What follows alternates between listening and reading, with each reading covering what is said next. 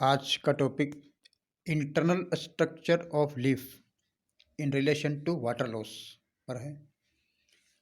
सबसे पहले हम देखेंगे वाटर लॉस क्या है। प्लांट से जो वाटर लॉस होता है उसे हम कहते हैं ट्रांसपीरेशन या वाष्पोत्सर्जन। ट्रांसपीरेशन की क्रिया प्लांट्स के एरियल पार्ट से वाटर का जो लॉस होता है वह वेपर के रूप में होता है, उसे हम ट्रांसपीरेशन कहते हैं।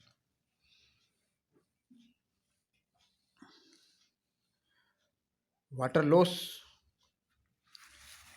मैक्सिमम वाटर लॉस लीफ पर उपस्थित स्टोमेटा के द्वारा होता है। इस प्रकार के ट्रांसपीरेशन को स्टोमेटल ट्रांसपीरेशन कहते हैं।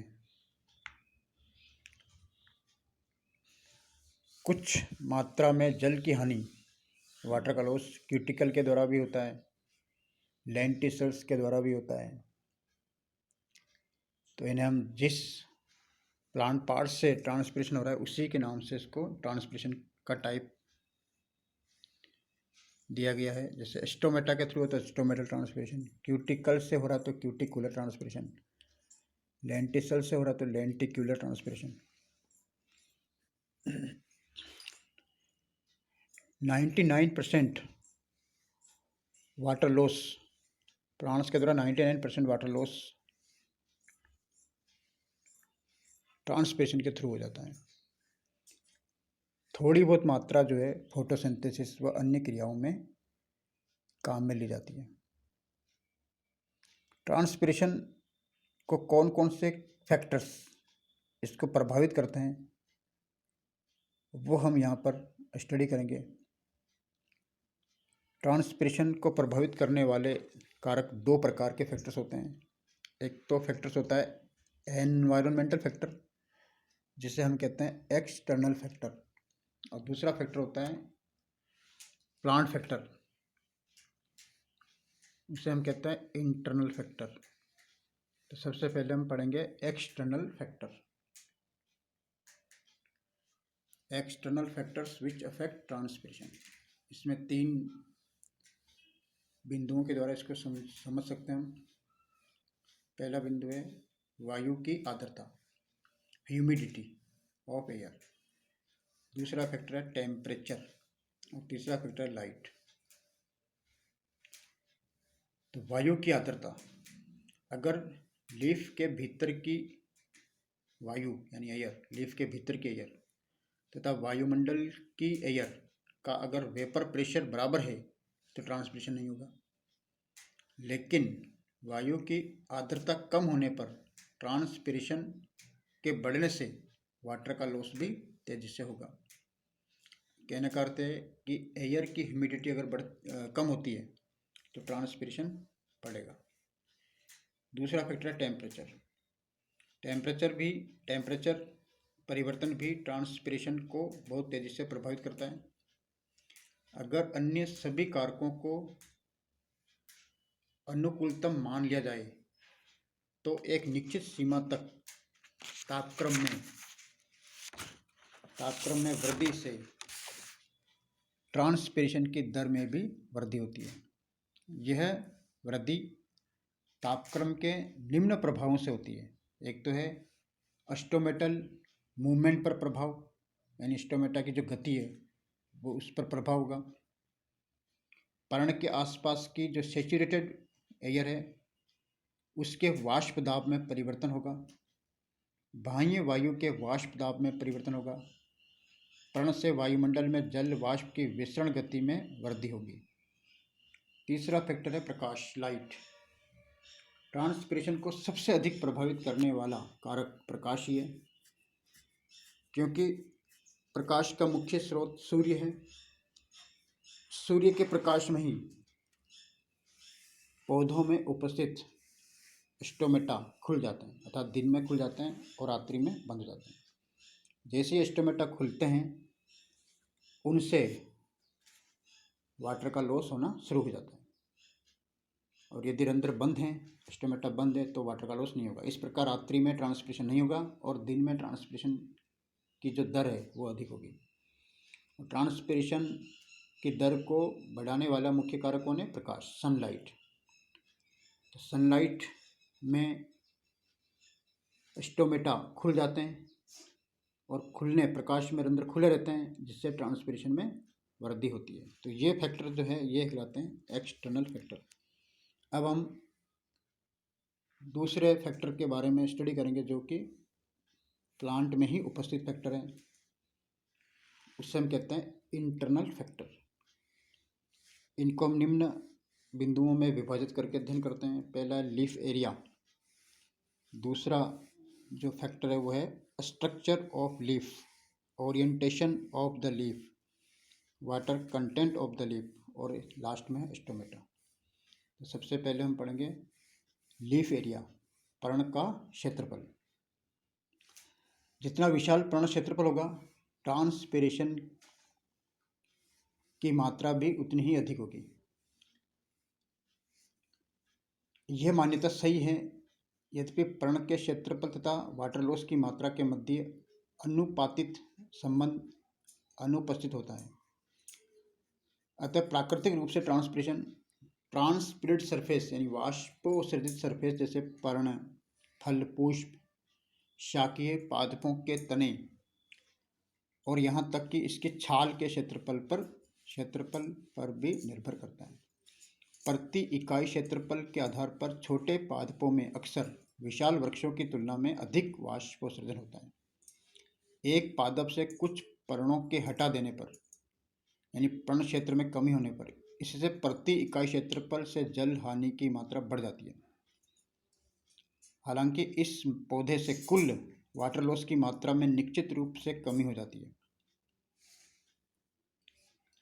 इसी प्रकार वैज्ञानिक केले के अनुसार फल वाले वृक्षों में काट छांट जिसे प्रूनिंग कहते हैं, इससे प्रति इकाई क्षेत्रफल से वाटर लॉस की दर में वृद्धि हो जाती है। संभवतः इसका कारण यह है कि काट छांट किए गए पादपों की मूल प्रणाली अल्पसंख्यक पर्णों को जल की अधिक मात्रा प्रदान करती है, जिसके फलस्वरूप ट्रांसपिरेशन एफिशिएंसी में वृद्धि हो जाती है। तो पर्ण का क्षेत्रफल पहला कारक है। दूसरा है पर्ण की संरचना, स्ट्रक्चर ऑफ लीफ। क्योंकि पर्ण की संरचना 3 प्रकार से ट्रांसपिरेशन को कम करती है। एक तो है क्यूटिकल की मोटाई, थिकनेस। क्यूटिकल जितनी अधिक मोटी होगी उतना ही ट्रांसपिरेशन की दर कम होगी। दूसरा जो है वो है एपिडर्मल हेयर्स, अगर इनकी संख्या बढ़ती है तो भी ट्रांसपिरेशन कम होगा। पर्ण का आंतरिक आरक्षित क्षेत्र, यह भी ट्रांसपिरेशन को प्रभावित करती है।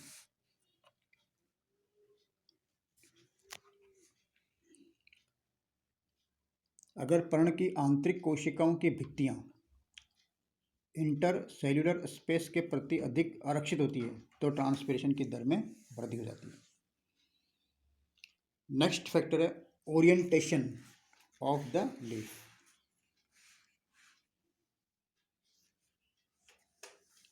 पर्ण का तापक्रम ट्रांसपिरेशन की क्रिया को प्रभावित करता है। पर्ण का उच्च तापक्रम उच्च विकिरण ऊर्जा के कारण होता है। विकिरणों का प्रभाव उस समय सबसे अधिक होता है जबकि इंसिडेंट रेज पर्ण की सतह के समकोण पर गिरती है, लेकिन जब यह किरणें समांतर गिरती है तब इनका प्रभाव पर्ण के तापक्रम पर सबसे कम होता है, जैसा कि कंपास प्लांट्स में होता है। अतः क्षैतिज ओरिएंटेड पर्णों में अन्य प्रकार से ओरिएंटेड पर्णों की अपेक्षा ट्रांसपिरेशन अधिक होता है।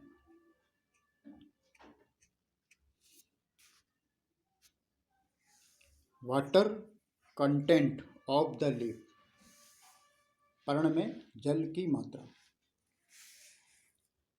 पत्तियों में निम्न जल मात्रा, अगर पत्तियों में जल की मात्रा कम होगी तो निश्चित तौर पर ट्रांसपिरेशन भी कम होगा। ट्रांसपिरेशन का कम होना स्टोमेटा के बंद हो जाने से होता है। जब कभी कितने ही कम समय के लिए क्यों न हो, ट्रांसपिरेशन की क्रिया अवशोषण की क्रिया से तीव्र हो जाती है तो पादप में जल न्यूनता की स्थिति उत्पन्न हो जाती है। इस स्थिति को इंसिपिएंट विल्टिंग की अवस्था कहते हैं, यानी आरंभिक मुरझान।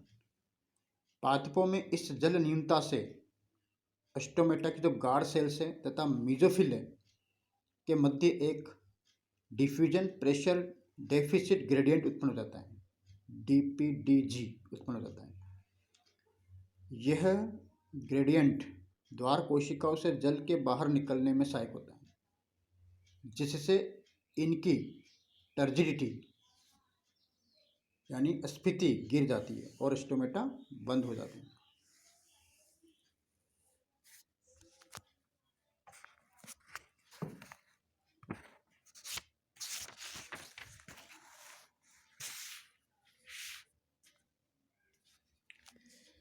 विलिस नामक वैज्ञानिक ने इस संदर्भ में क्राइसैंथेमम मैक्सिमम का उदाहरण देते हुए बताया कि इस पादप में विभिन्न मात्राओं में जल न्यूनता की स्थिति में इसके रंध्र जो प्रातः प्रकाश में खुल जाते हैं, जल न्यूनता से पुनः बंद हो जाते हैं। जितनी अधिक जल न्यूनता की स्थिति होती है उतने ही शीघ्र रंध्र बंद हो जाते हैं। इस प्रकार स्टोमेटा वाटर लॉस को बचाने का कार्य भी करते हैं, क्योंकि जब प्लांट में जल की मात्रा कम हो गई तो स्टोमेटा, यदि प्रकाश है तो भी स्टोमेटा जो है वो आंशिक रूप से बंद हो जाते हैं। इस प्रकार स्टोमेटा एक वाटर लॉस करने में प्लांट की सहायता करते हैं। अगला जो फैक्टर है वो है स्टोमेटा, क्योंकि स्टार्टिंग में बताया था कि सबसे अधिक ट्रांसपिरेशन यानी 97% तक ट्रांसपिरेशन जो है स्टोमेटा के द्वारा होता है, और स्टोमेटा का जो मुख्य वितरण है वो लीफ पर पाया जाता है। लीफ पर ही स्टोमेटा डिस्ट्रीब्यूटेड रहते हैं, या तो लीफ के ऊपर भी रहते हैं, नीचे भी स्टोमेटा डिस्ट्रीब्यूटेड रहते हैं, तो ऐसे लीफ को एम्फीस्टोमेटिक कहते हैं। कुछ लीफ में स्टोमेटा नीचे ही पाए जाते हैं तो उसे अपन हाइपोस्टोमेटिक कहते हैं। यदि स्टोमेटा लीफ सरफेस के अपर सरफेस पर ही है तो उसे एपिस्टोमेटिक कहते हैं।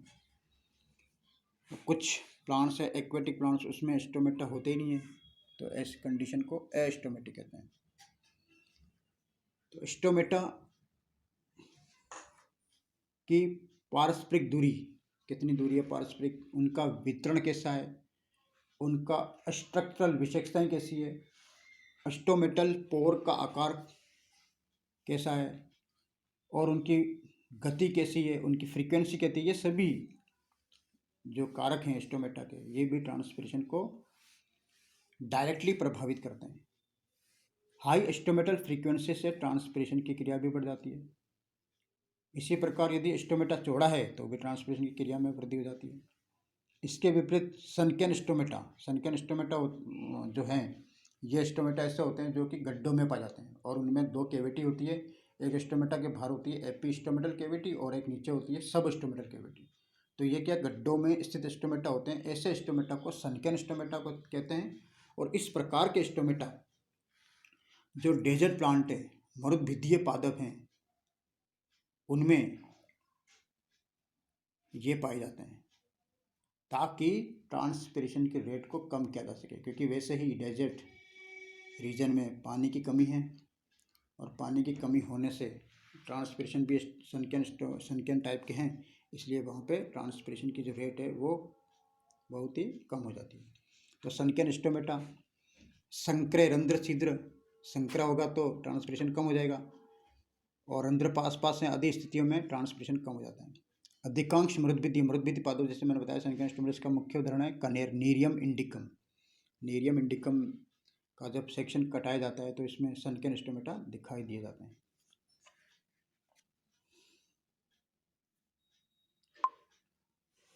तो यहाँ पर इंटरनल फैक्टर में leaf area, structure of leaf, orientation of the leaf, water content of the leaf, stomata, यानी इसमें 5 कारक तो इसमें हो गए और 3 कारक इसमें हो गए। 3 और 5 8 कारक। एक्सटर्नल फैक्टर और इंटरनल फैक्टर, इनके बारे में विस्तृत हमने स्टडी किया। और internal structure of leaf in relation to water loss के बारे में हमने स्टडी किया।